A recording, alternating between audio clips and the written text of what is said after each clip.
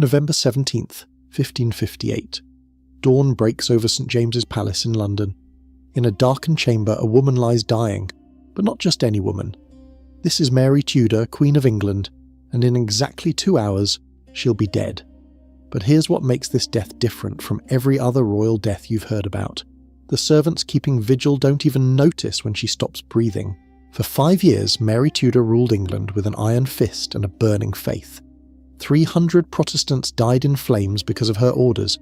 An entire nation watched as she desperately tried and failed to produce an heir. And now, at just 42 years old, her body has betrayed her in ways that would horrify even the brutal standards of Tudor medicine. But to understand the horror of her final days, we need to understand something else first.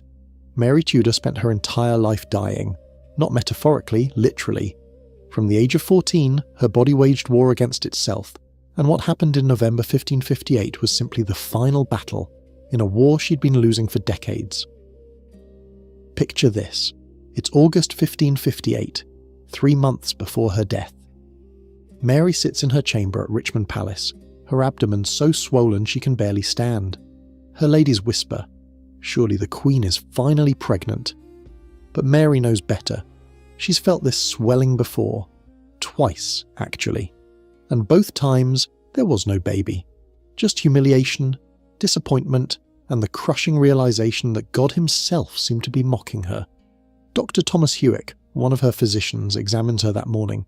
He notes the yellowing of her skin, the way her eyes seem to bulge slightly, how her voice has grown rough and deep. But what he writes in his private journal is even more telling. Her Majesty suffers from her old disease, but worse than ever before. That old disease. Those 3 words would define everything about Mary's death. Let me paint you the scene of England in 1558, because context matters here. London is dying. Not figuratively, literally dying. An influenza epidemic that started in 1557 has killed approximately 8,000 people in the city alone. The harvests of 1555 and 1556 were disasters, the worst in living memory. People are starving, sick, and desperate. At court, the atmosphere is even more toxic. Everyone knows Mary is dying, and more importantly, everyone knows who's going to replace her. Elizabeth, the Protestant daughter of Anne Boleyn, the woman Mary has spent her entire life trying not to acknowledge as her sister. Here's where it gets interesting. In September 1558, Philip II of Spain, Mary's husband, the man she adores with an almost pathetic desperation, is in Brussels. He's been gone since July 1557, over a year. Mary writes to him constantly, begging him to return. His response? Silence. Complete, devastating silence. Meanwhile, at Hatfield House, 20 miles north of London, Elizabeth Tudor waits. She's been waiting for 5 years, knowing this moment would come. Her servants report that courtiers from Mary's household have started arriving. Not officially, of course. These are secret visits made under cover of darkness. They're rats fleeing a sinking ship, and Elizabeth is their lifeboat. Back at court, Mary's most trusted advisor, Cardinal Reginald Pole, is also dying. He's been sick since September with what physicians call a quartan fever, likely malaria. The 2 people who've spent 5 years trying to restore Catholicism to England are dying simultaneously, and everyone knows what that means. Their life's work is about to be undone.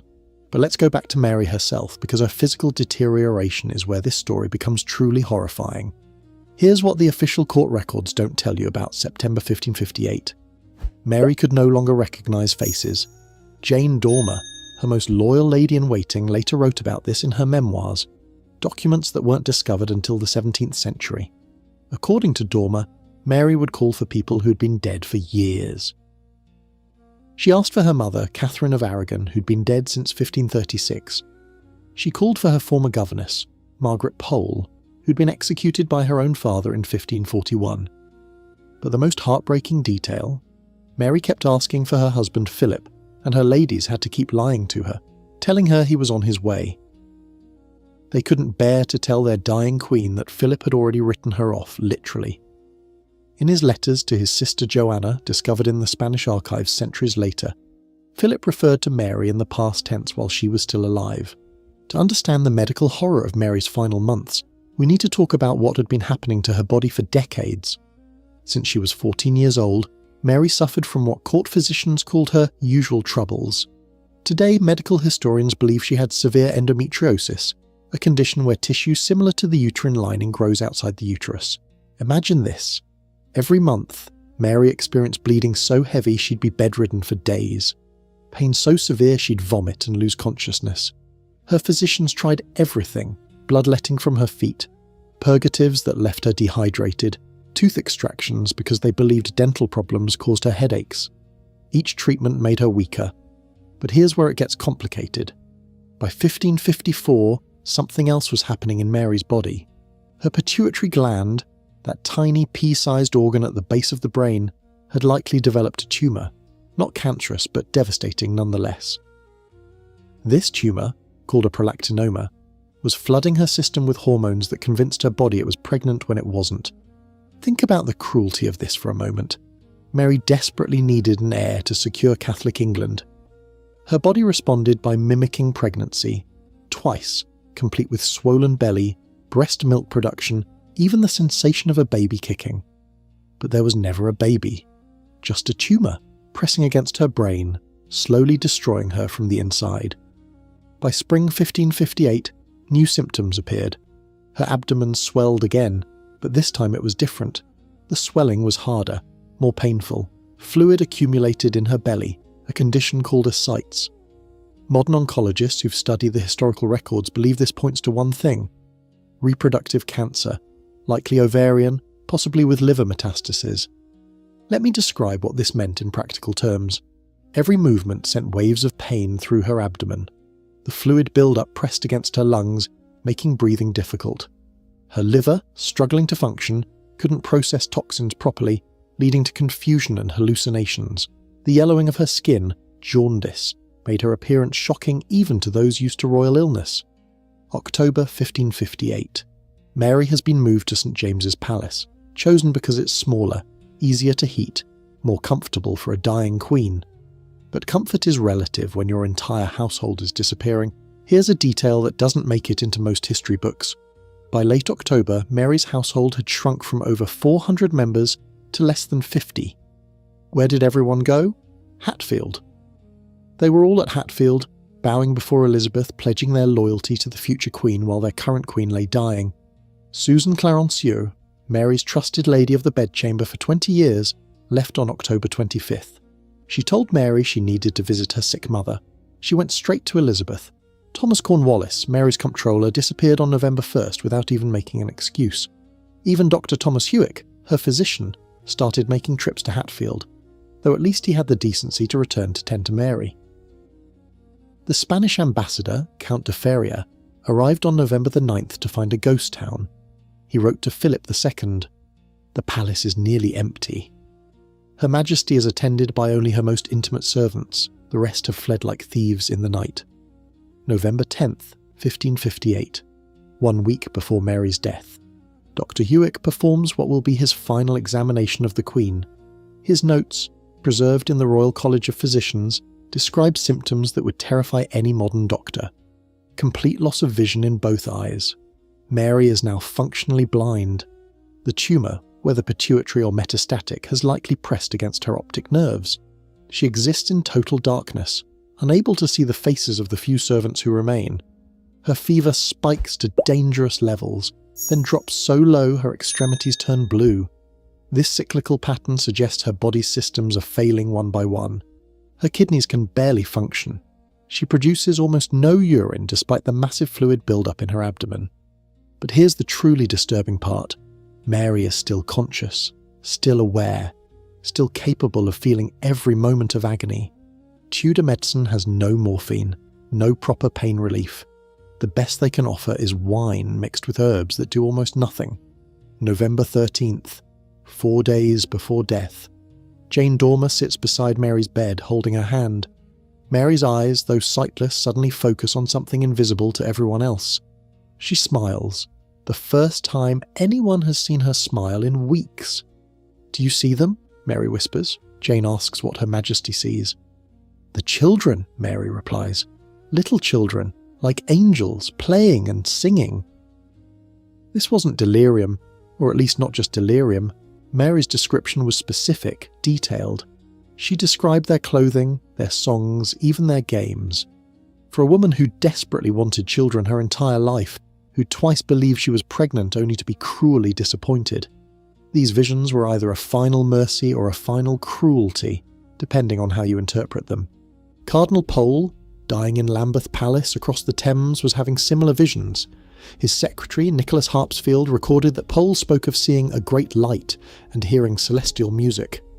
Both Mary and Pole, the architects of England's Catholic Restoration, seemed to be experiencing similar phenomena as they died. Modern medicine might explain these as hypoxic hallucinations, the brain's response to oxygen deprivation.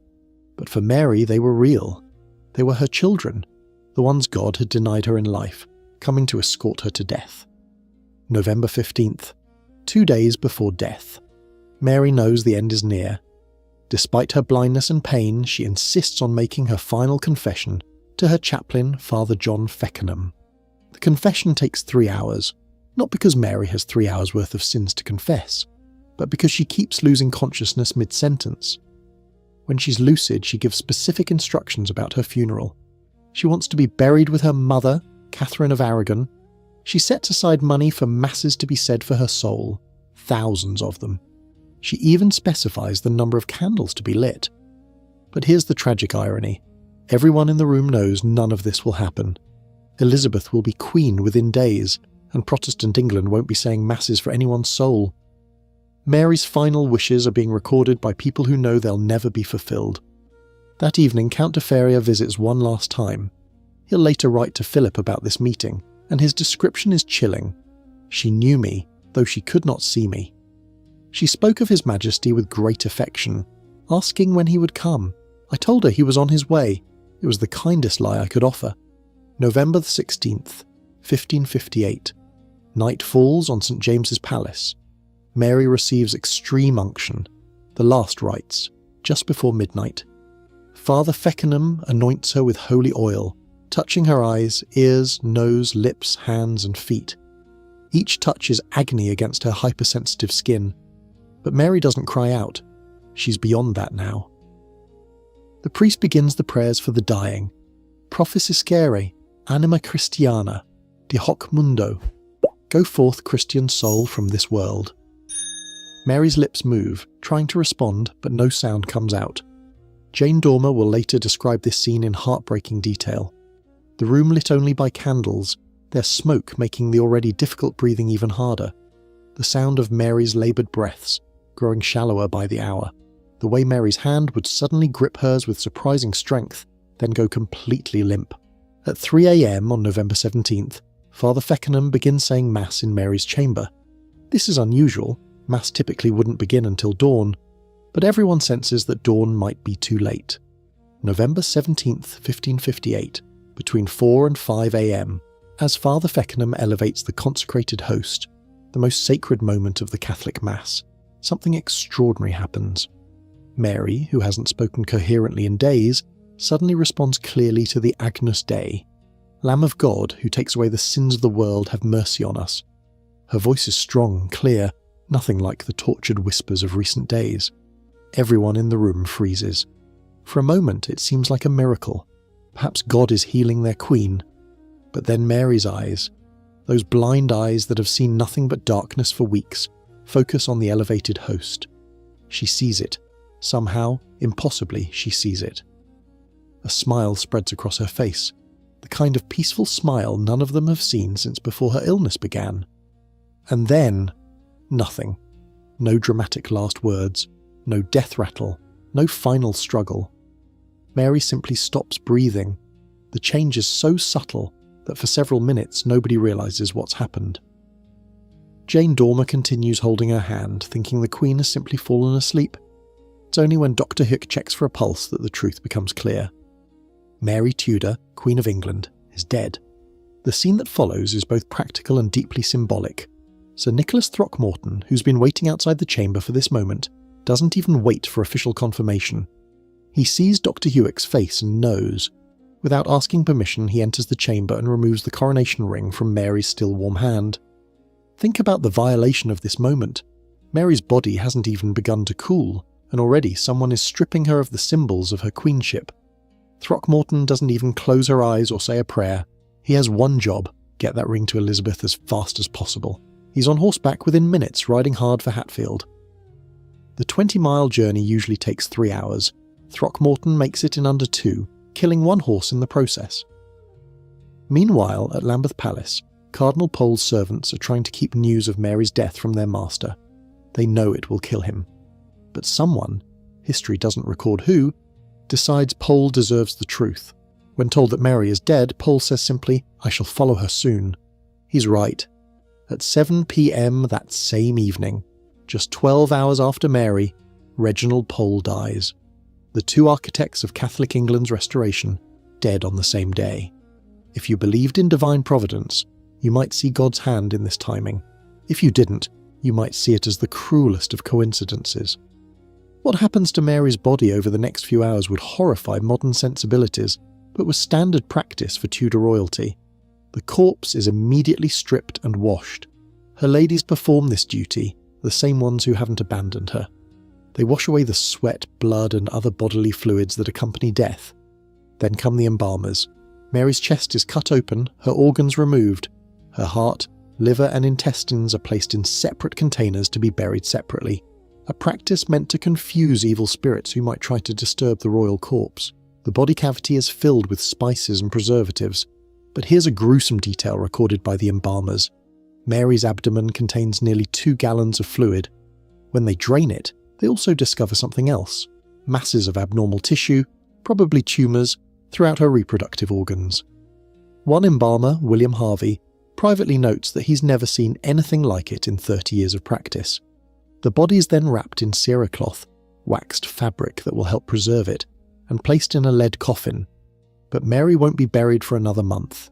First, she must lie in state, allowing her subjects to pay their respects to a queen many of them feared and few of them loved.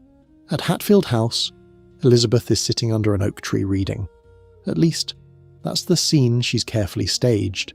She knows Throckmorton is coming. She's probably known the exact moment of Mary's death through her network of spies, but appearances matter. When Throckmorton arrives and presents the ring, Elizabeth falls to her knees. She quotes Psalm 118 in Latin, "A domino factum estit mirabile in oculis nostris." This is the Lord's doing, and it is marvellous in our eyes. It's a perfect performance, and everyone knows it. Elizabeth has been preparing for this moment for 5 years.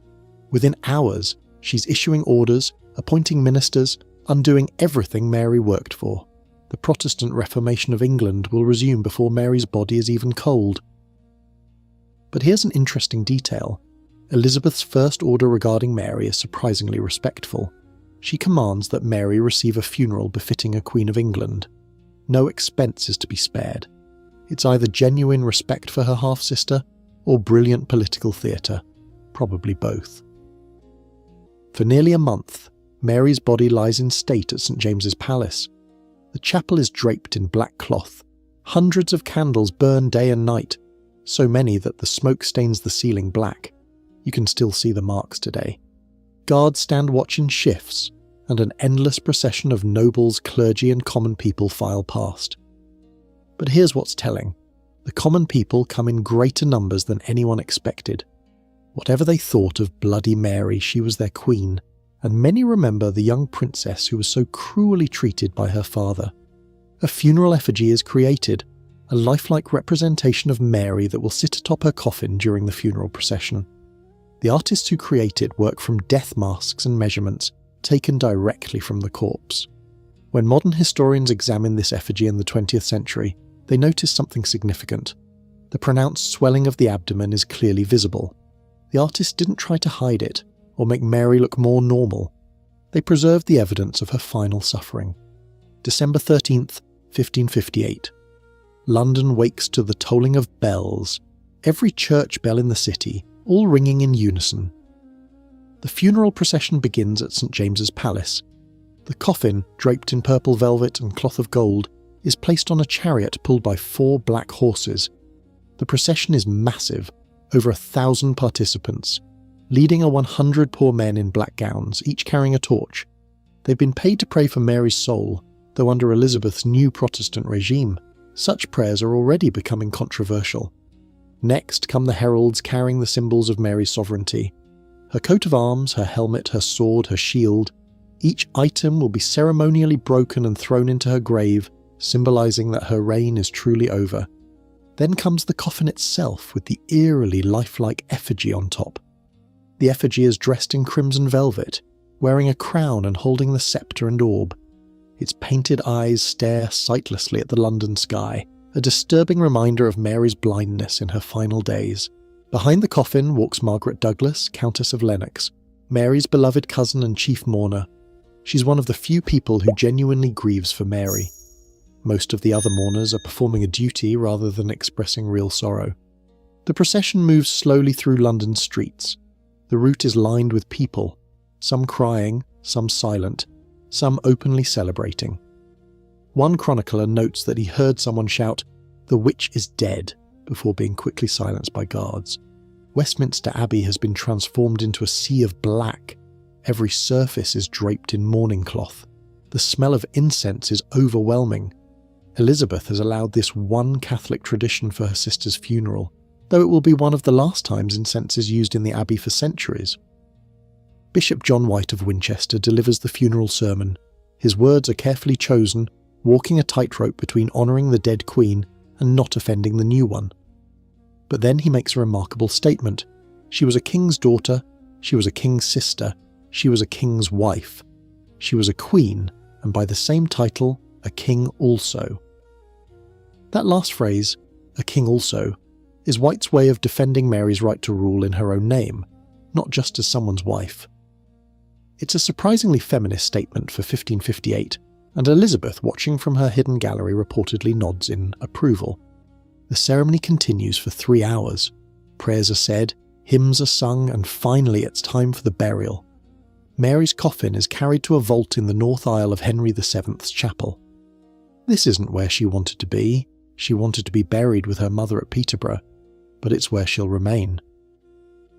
As the coffin is lowered into the vault, Mary's household officers perform their final duty. They break their white staves of office and throw the pieces into the grave. It's a powerful symbol. Their service to Mary is ended forever. But here's where history gets ironic. Mary is buried alone in that vault, without monument or inscription, just stones marking the spot. The woman who wanted so desperately to be remembered, to leave a Catholic legacy, is essentially erased. 45 years later, when Elizabeth dies in 1603, King James I makes a decision that would have horrified both sisters. He orders Elizabeth's coffin placed in the same vault as Mary's, not beside it, on top of it. Elizabeth, even in death, literally overshadows her half-sister. James then commissions a magnificent white marble monument, but it bears only Elizabeth's effigy. Mary isn't even mentioned in the original inscription. It's as if she never existed. Only in the 18th century does someone add a small Latin inscription acknowledging that Mary is also buried there. Partners in throne and grave here. We sleep, Elizabeth and Mary, sisters, in hope of resurrection. Think about that for a moment. Mary, who spent her life trying to undo everything Anne Boleyn represented, now shares a grave with Anne Boleyn's daughter for all eternity. Mary, who burned Protestants, lies beneath the Queen who would make England permanently Protestant. Mary, who desperately wanted to be buried with her Catholic mother, instead rests with the half-sister she could barely acknowledge as legitimate. In Brussels, Philip II receives the news of Mary's death on November the 20th, 3 days after it happened. His reaction, recorded by his secretary, is chilling in its coldness. His Majesty received the news with appropriate gravity, retiring to his chapel for an hour of prayer. An hour. That's all the mourning Philip allows himself for the wife who adored him, who waited for him, who died calling his name. Later, writing to his sister Joanna, Philip is even more honest. "I feel reasonable regret for her death." Reasonable regret. Not grief, not sorrow, regret, and only a reasonable amount at that. But Philip isn't done calculating. Within days, he's instructing his ambassadors to propose marriage to Elizabeth. The same man who couldn't be bothered to visit his dying wife now wants to marry her successor. Elizabeth, to her credit, keeps him dangling for months before rejecting him with exquisite politeness. Philip's treatment of Mary in death mirrors his treatment of her in life. She was useful when she served his purposes, disposable when she didn't. The Spanish match that Mary believed would secure Catholicism in England instead hastened its demise, making her even more unpopular and isolated. In the weeks following Mary's death, her physicians compare notes trying to understand what killed their queen. Dr. Hewick, Dr. Owen and Dr. Caesar compile their observations. Their conclusions, written in Latin and preserved in medical archives, paint a horrifying picture. They describe finding morbid growths throughout Mary's reproductive organs. The liver was much enlarged and diseased. The accumulation of fluid in her abdomen was beyond what nature could bear. One physician notes that a pituitary gland, when examined, appeared unusually large and misshapen. What they're describing in 16th century medical terminology sounds remarkably like metastatic ovarian cancer with liver involvement and a pituitary tumour. The combination of conditions would have caused unimaginable suffering, constant pain, hormonal chaos, cognitive impairment, and the slow failure of multiple organ systems. But here's what makes Mary's case medically fascinating even today.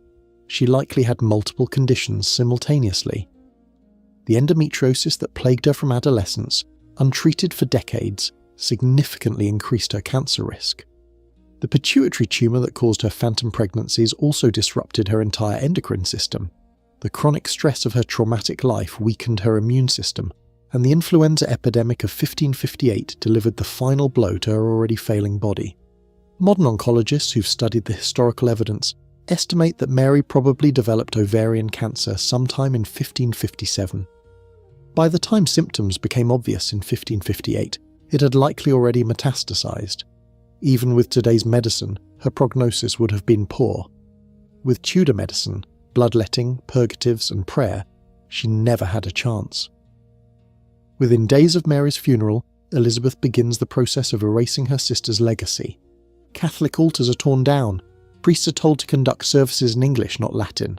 The heresy laws that allowed Mary to burn Protestants are repealed, but the most systematic erasure happens in the historical record.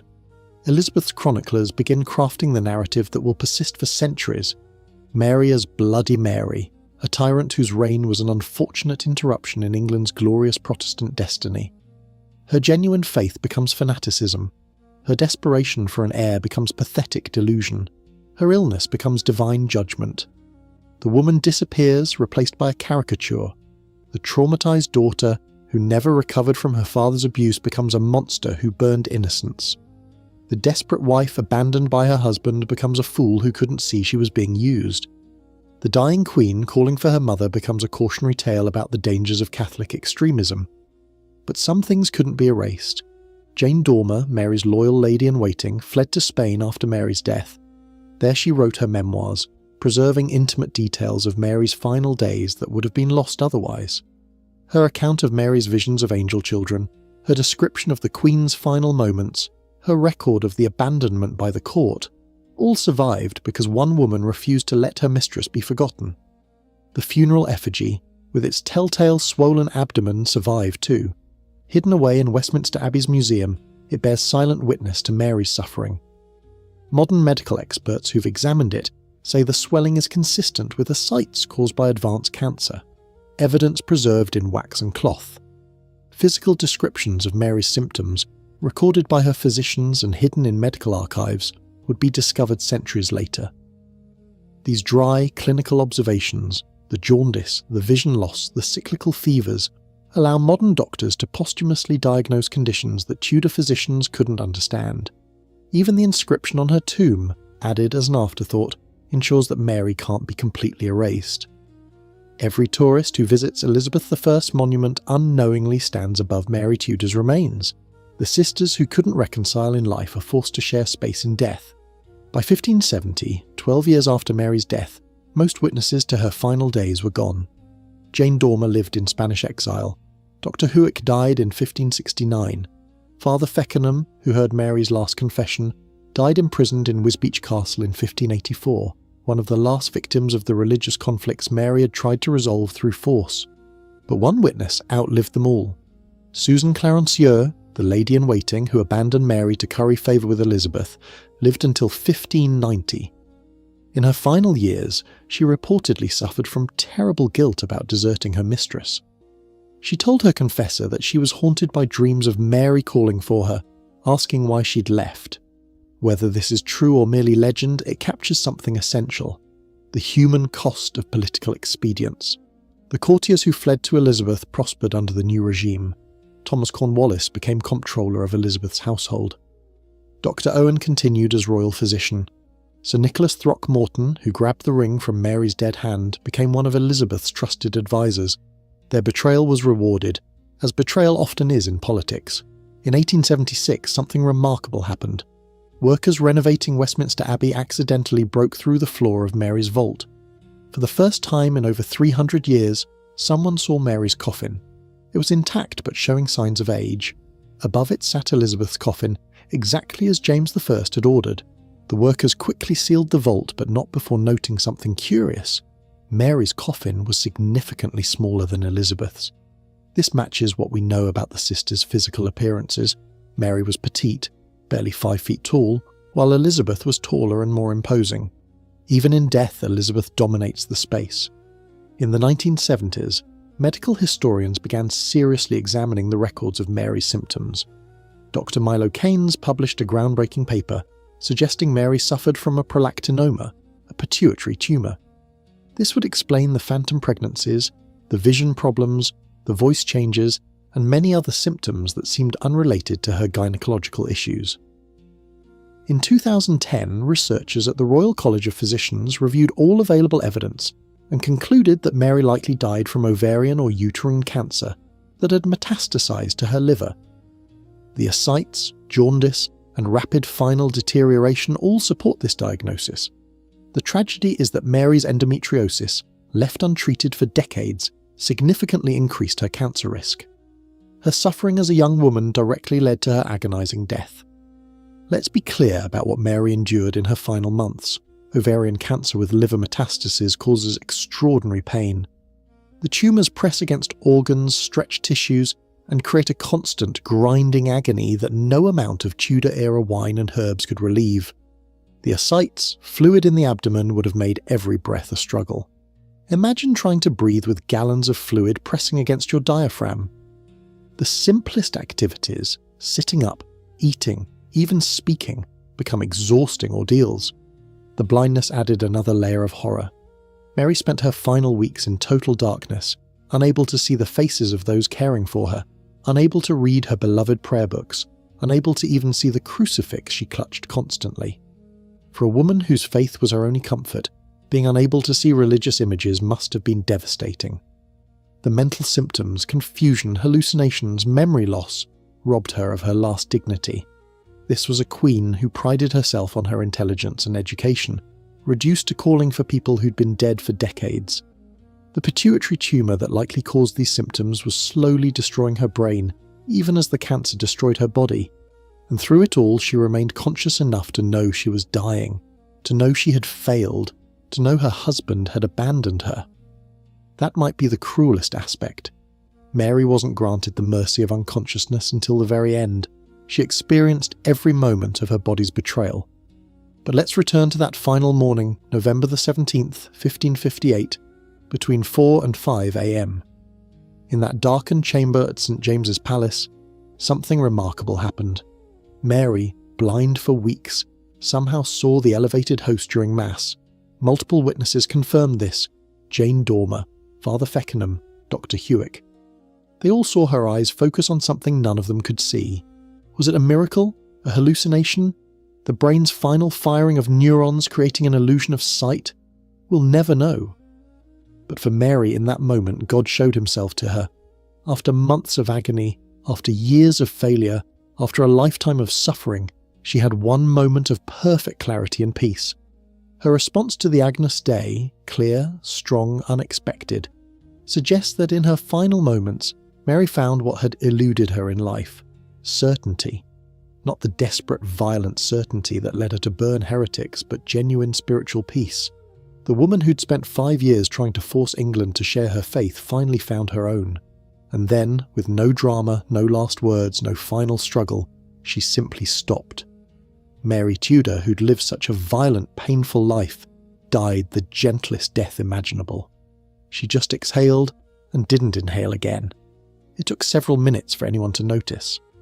The story of Mary Tudor's death is ultimately a very human tragedy dressed in royal robes.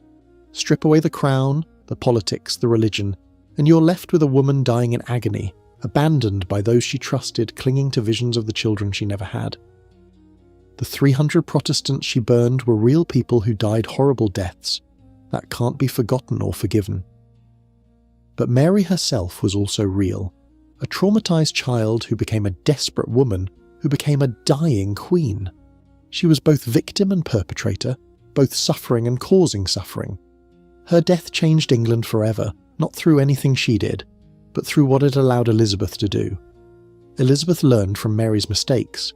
She saw what happened when a queen married, when a queen tried to force religious change too quickly, when a queen showed weakness. Elizabeth would remain unmarried, religiously moderate and politically ruthless. In many ways, Elizabeth became great by being everything Mary wasn't. Today, if you visit Westminster Abbey, you can see Mary's funeral effigy in the museum. That swollen abdomen, preserved in wax, tells the story of her suffering more eloquently than any written account.